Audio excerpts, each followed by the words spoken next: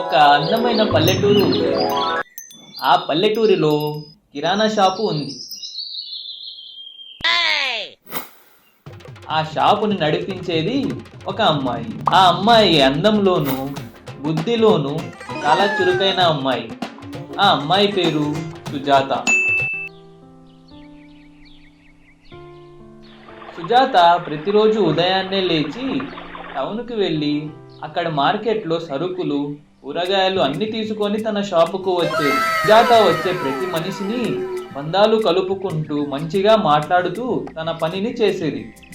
అలా కొన్ని రోజులు గడిచిన తరువాత సుజాత మార్కెట్లో ఒక మనిషికి పరిచయం అవుతాడు. అతను కూరగాయలు హోల్సేల్ వ్యాపారం చేసే వ్యక్తి. అమ్మా సుజాత, నువ్వు ప్రతిరోజు రావడం కూరగాయలు కొనడం అన్ని గమనిస్తున్నాను. అమ్మా సుజాత, నేను నీకు సలహా ఇస్తా. మార్కెట్ నుంచి ప్రతి కూరగాయలు ప్రతి సరుకులు అన్నీ నేనే పంపిస్తాను. నువ్వు ఒక ఫోన్ చేస్తే చాలు. చాలా థ్యాంక్స్ అన్నా, కానీ మీకెందుకన్నా ఇబ్బంది, నేను వచ్చి తీసుకెళ్తానులే. అబ్బబ్బా, చెప్పేది నువ్వు ఏం మాట్లాడకు. రేపు నేను సరుకు పంపిస్తా. అన్నా నీకెందుకు ఇబ్బంది, వద్దు. సుజాతమ్మ, రేపు పొద్దున్నే కూరగాయలు సరుకులు అన్నీ మీ ఇంటికి వస్తాయి. కొన్ని రోజులు గడిచిన తరువాత వ్యాపారి ప్రతిరోజు తన సరుకు ఎంత పంపిస్తున్నాడో ఆ మొత్తం టోటల్ చేసి డబ్బులు తీసుకెళ్ళేవాడు. అలా వ్యాపారి పెద్ద మొత్తాన్ని డబ్బులు తీసుకొని వెళ్ళాడు. అమ్మ సుజాత, కిలో టమాటాలు ఎంత? అత్తమ్మా తీసుకో, 40 రూపాయలు. అమ్మో, 40 రూపాయలా? ఏమ్మా సుజాత, ఈ మధ్య కూరగాయ రేట్లు బాగా ఎక్కువగా అమ్ముతున్నావు.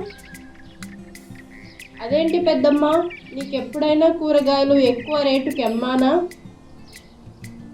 ఏమమ్మా సుజాత, మొన్న నేను ఊరికి వెళ్ళాను. అక్కడ కిలో టమాటాలు 20 రూపాయలే ఉన్నాయి.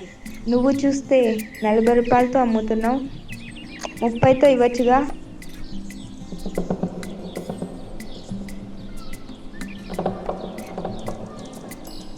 హలో అమ్మా, చెప్పుమ్మా. అన్నా ఎలా ఉన్నారన్నా? అమ్మ దేవుడి దయ. టమాటాలు ఎలా వేశారు ఈరోజు రేటు? అది ఈరోజు టమాటాలు ఎక్కువ రేటు ఉన్నాయమ్మా, అందుకే 30 రూపాయలతో వేసాను. సరే అన్నా, ఉంటాను. ఏంటి బా, ఎప్పుడు లేనిది ఈరోజు ఫోన్ చేసింది అమ్మాయి. ఇక్కడో ఏదో తప్పు జరుగుతుంది, ఓ పని చేస్తాను. సుజాత పొద్దున్నే టౌన్కి వెళ్తుంది. అక్కడికి వెళ్ళిన తరువాత మార్కెట్లో ఉన్న పరిస్థితి, కూరగాయల రేట్లు ఎలా ఉన్నాయని తెలుసుకొని తిరిగి పల్లెటూరికి వచ్చేస్తుంది.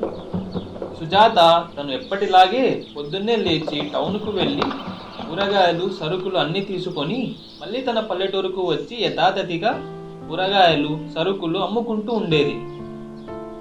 చాలా రోజులైంది. సుజాత వ్యాపారికి ఫోను చేయలేదు, సరుకులు తీసుకోలేదు. ఇప్పుడు వ్యాపారి ఆలోచిస్తున్నాడు. ఏంటబ్బా, ఆ అమ్మాయి సుజాత ఇప్పుడు వరకు ఫోన్ చేయలేదు, ఏమైంటుంది? పోయి కనుక్కుంటా.